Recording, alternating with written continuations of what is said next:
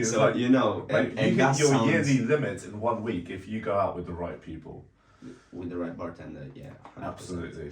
Like, we did send catch on video about, to say quickly, when I had the shots of, so I went to this bar, I finished late at night, and I wanted to catch up to the rest of the people, so all the free shots of absinthe. So I go speak with the bartender, all the free shots of absinthe, and he's like, okay, and then he's looking around, and he's like, oh, we're your friends. I'm like, just me, mate. So he pours me 3 shots. I had the first shot, like a champion, no problem. Yeah, I used to be very good with shots as well back in the day. the first one is always like, is the courage one. Yeah. You get it and you're like, you hold it, Yeah. it's alright. And then here second comes the one. aftertaste. The second one is like Mike Tyson just punches you in the chest, and I like take a step back and like this. The bartender's like, "Are you okay?" And I'm And like, it starts being really whoa. "Yeah." And then the build up. I go outside. I try to control myself. Nah. I have a Before beer. that, you have the third one. Well, no. I have a beer first, and and then then, you have the third I shot. have the third one. But yeah, but to be honest, I've seen. Oh man, there was this guy. This was during COVID, and this guy was so funny. So he was with 5 people in one table, and they had this package. So they had like 10 martinis between the 5 of them. Yeah?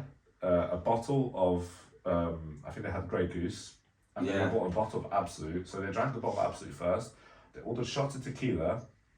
We had to take 4 of them out because they were too drunk, and then the other guy was there, Potentially intoxicated. potentially intoxicated, and then the other guy, he was actually alright.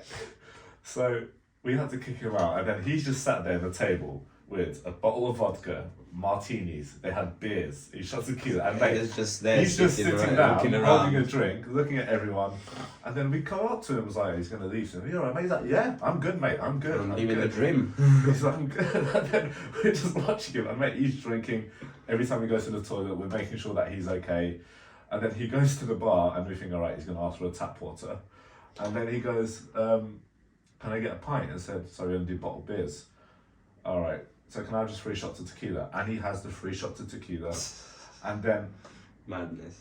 he leaves, and he still had drinks to have, and he leaves. And then his mates had already left. The guy goes outside, and I went to him and I said, mate, you are absolutely incredible the way you handled your drinks. And I said, like, what's your secret? And the guy went to me, I've been a bartender since I was 14. And I'm like, all right, Like, fair enough. now we know. Okay, No, but no, to be honest, no. I've never seen someone who could drink as much as I he could. think it's hard to see people drinking that much. Yeah. Probably I remember this very clearly. I remember this guy.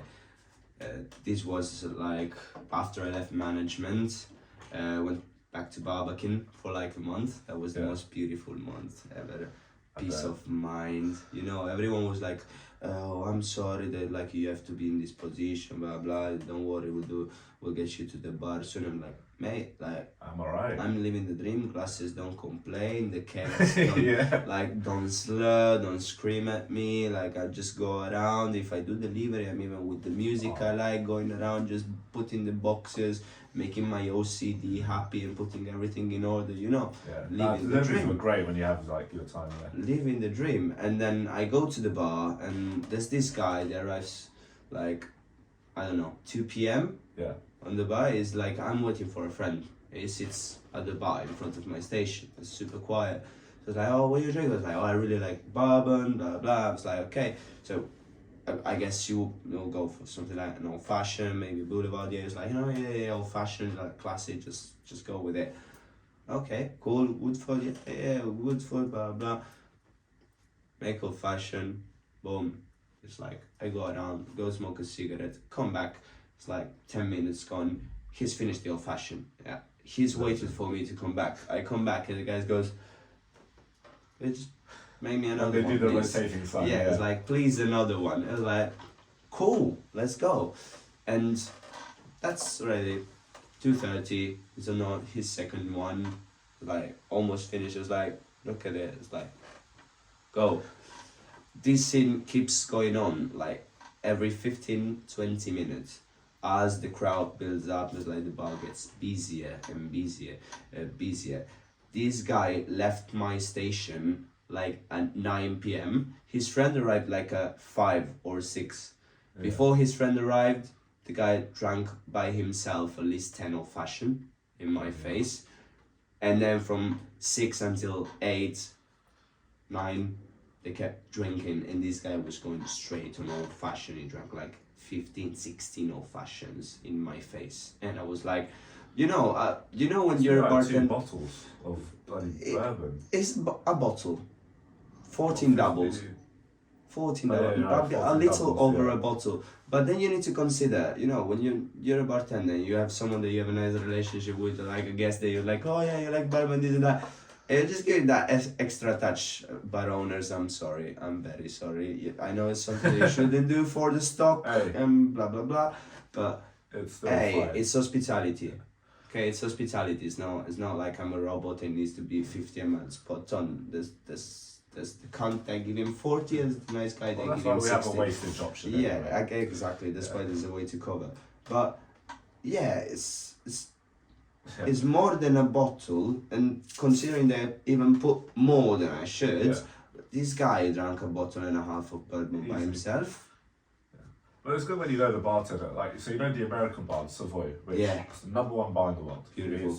It's everything a bar should be. The music, the atmosphere, the cocktails. They've got the most expensive cocktails. There's in the world. one thing I hate.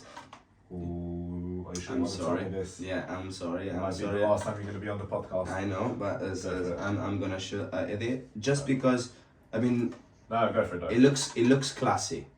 I have to say, it looks classy. It looks beautiful. It gives you the kind of prestige sense. But mate, if you're a bartender and work with a white jacket and a white Oh, shirt yeah, and a white yeah. bow tie, you're just looking for trouble. You're just Yeah. looking for trouble. Okay, you you're know? absolutely right on that.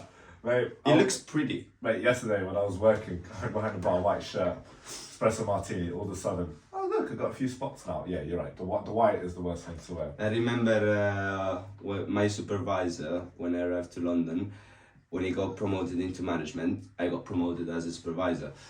And he always, as a manager, he used to come like behind the bar and he will always take off the blazer. Yeah. And it will be, most of the time he will not wear a 3-piece. It will be like just with Just a a white shirt. shirt behind the bar.